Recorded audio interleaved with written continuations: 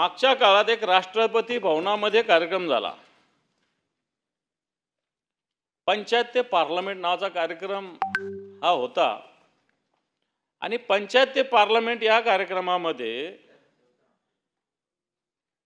राष्ट्रपती ज्या द्रौपदी मुर्मू आहे यांच्या समोर मेळघाटातील काटकुम गावातील एक सरपंच आपल्या ललिताताई बेठेकर यांनी सभापती महोदय विजेचा मुद्दा मांडला की आमच्या भागातील गावांना वीज द्या राष्ट्रपतींसमोर।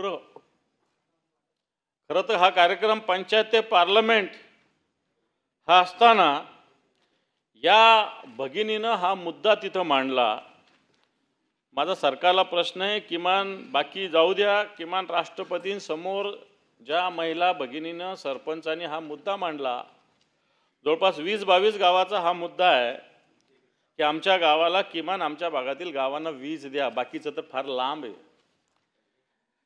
आणि राष्ट्रपतींसमोर हा मुद्दा मांडावा लागतो आणि सरकार अजून याच्यात किती सिरियस आहे हा माझ्या मनातला प्रश्न आहे। परंतु माझ्या मते अजूनही या गावाला 5-6 महिने उलटून हे गाव अंधारात आहे। सभापती महोदय, सरकारला थोडंसं असं वाटायला पाहिजे होतं की या भगिनीने असं सांगितलं की 78 वर्ष झाले स्वातंत्र्य होऊन, परंतु आमच्या गावात अजून वीज पोहोचलेली नाही। परंतु राष्ट्रपतींसमोर गाऱ्हाणं मांडून त्या गावात सभापती महोदय अजूनही वीज पोहोचलेली नाही, अशा प्रकारची स्थिती आहे।